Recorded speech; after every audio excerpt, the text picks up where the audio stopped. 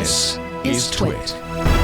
We are going to talk about open source software and open source software that has been made open source by someone who I consider some sort of, it's like the joy of the tooth fairy for youths mixed with the mystery of the Easter bunny, all wrapped up in internet memes, Beyonce love, which I adore, and just delightfulness in general.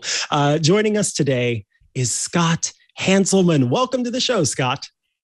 Thank you very much. I'm very happy to be here. That was a lovely introduction for a fellow Beyonce stan. Thank you for that. Indeed. So I have to say, I was really pumped. A while back, I follow this developer, Foon, on Twitter, and they had tweeted about Microsoft 3D Movie Maker.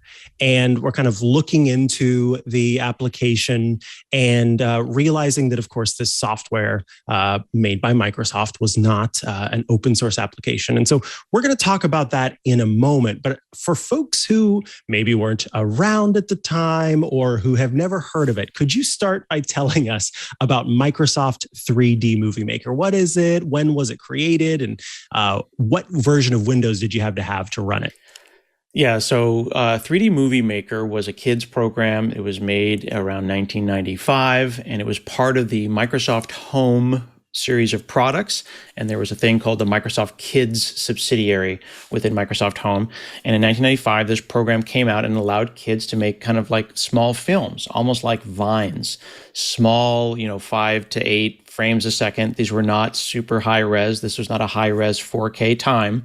And you had pre-rendered 3D characters. So you see here, we have this little gentleman who lives in a 3D space, and you'd get the different models that you could start with, and you could animate them through keyframes, and then put together your video and then share it. And this is even pre-YouTube, of course. So sharing them was, you share them any way that you could get the files around. But what's so interesting about this now 27-year-old product is people still love it, and people still make crazy stuff with it. And if you go up on YouTube, you're going to find all kinds of fan videos about 3D Movie Maker. And you needed Windows 95, Windows 98. And as with all products, these things start to age and start to rot, and then things go away. But the fandom lives on. And I think people were really asking for a modern version of that. And Foon, as a self-proclaimed software necromancer, bringing dead things back to life, decided that it was their mission in life to make this happen. I think that's fantastic. So I have to say, I have some fondness of applications that looked similar to this. I can remember installing them on the computer, and there was Crayola Rock, I think it was called, or Crayola Art, but it had all of these floppy disks you had to pop in to get it loaded up, and it looked so much like this that's also what kind of made me immediately draw in to pay attention to this and trying to create those videos using this software. So I'm curious if you yourself have any fond memories of 3D Movie Maker, if you created any videos at the time, or played with it after it had come out, or if you know anyone that did or does. Yeah. So I was already, I think, in my 20s when this came out. So it depends on the age that you were when you were experiencing 3D Movie Maker. For a lot of folks, millennials and folks maybe just a smidge older, there was an opportunity when you're about 12 and it's like, I can make stuff, and this game is unapologetically creative. So they would create videos of a certain kind. I think my videos were a little bit more dramatic. I think some of the fun videos that the younger people made were always rat themed.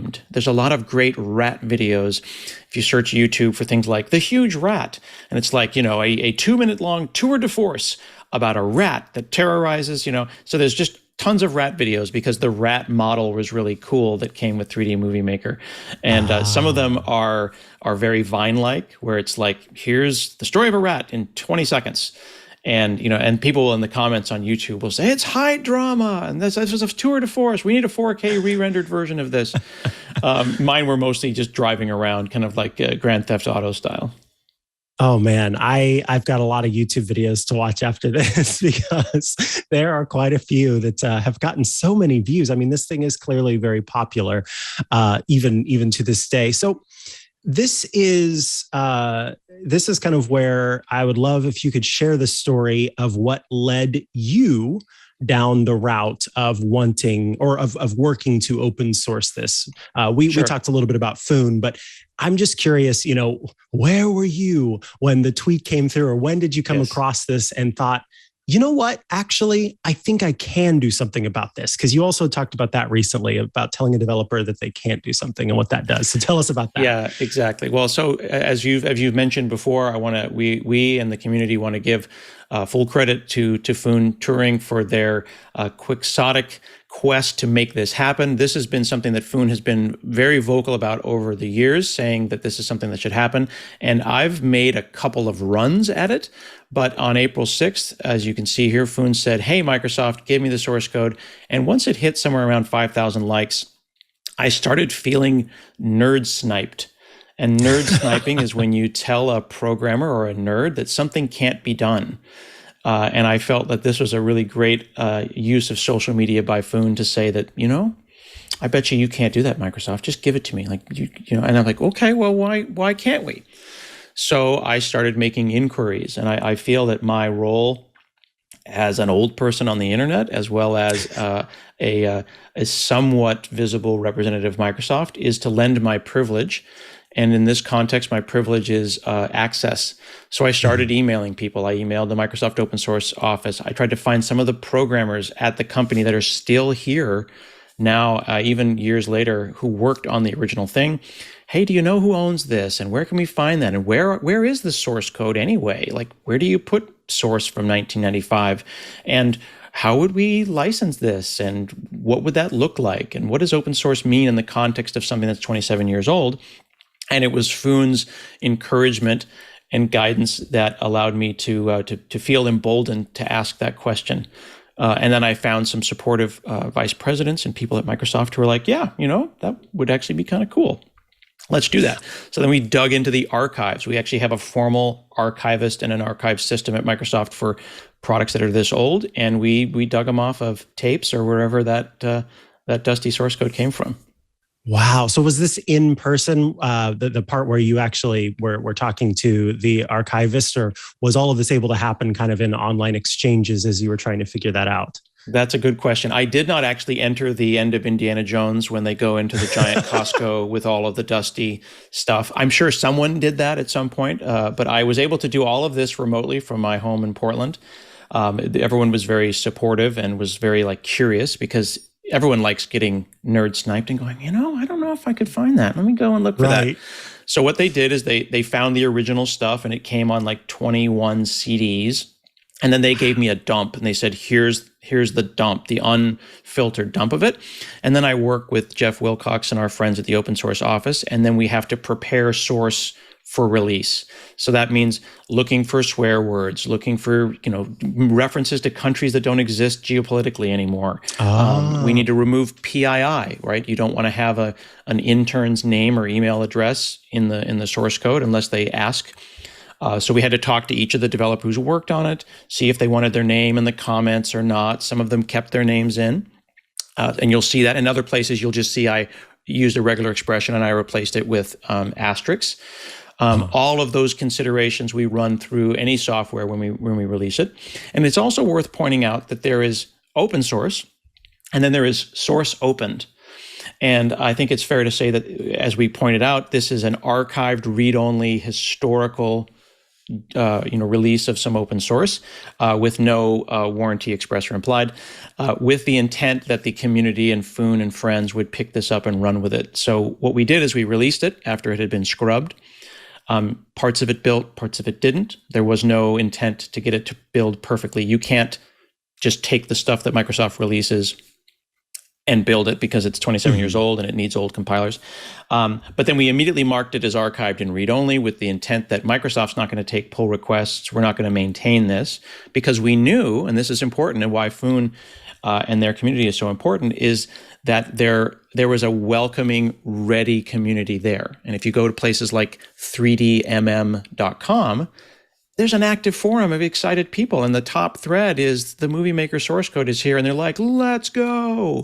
So people were ready for it. It was not just released for reference. It was released to have someone go and take it to the future. So if you click on 3DM chat there, and then look at the top list, look at the, people are like, look, 3D Movie Maker source code. They're at the top pinned one there. And you grab that one and people are like, this is awesome. And then here's another interesting point. I could scroll up just a smidge there. Someone said, this is amazing. I have no idea how to use any of these files. Yes. Right? Because there's two different kinds of people that care about this. There are archivists and our software necromancers like Foon who are like, this is interesting source. This is a piece of history. This is something I can build into the future and make new software with. I could maybe make a 4K version, make a modern version. I could get it to run on Linux. Who knows what our tech friends are going to do with this code? It's MIT released, so we encourage them to enjoy it. But for those that just want to make movies, they can go and check out Foon's release up on github.com/Foon, and they made a thing called 3D Movie Maker Forever at github.com/Foon, and they're working with the community to go and make a forked version of this that'll be able to build. And they've had some success. I think they're having some challenges with sound right now, but I'm excited to see what they come up with in the future.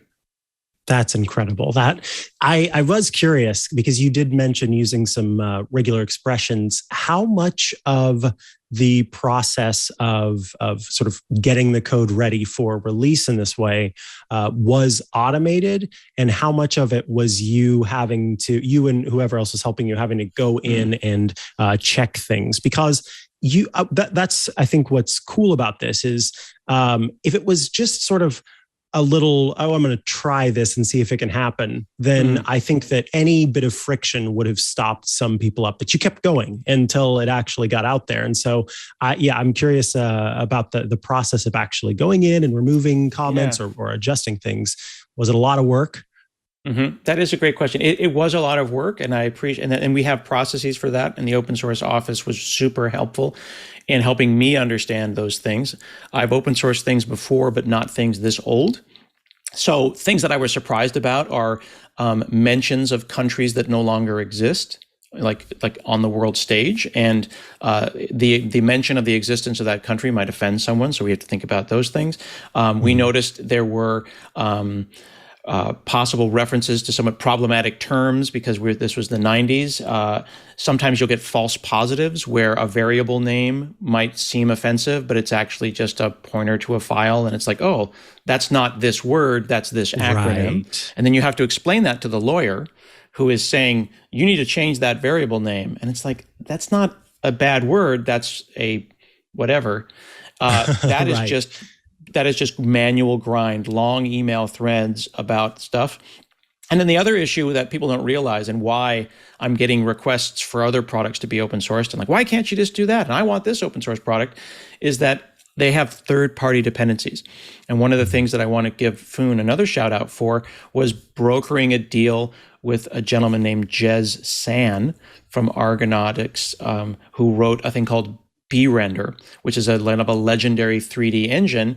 And that is a fundamental core part of the 3D Movie Maker. And along with Foon's help, we found Jez, who is now, I believe, kind of retired and chilling, and said, hey, we'd love to open source Movie Maker, but the heart of it is this 3D engine. Can we open source that too? Getting that third-party buy-off is super important. And Foon facilitated a lot of that as well. So credit to them as well. Awesome.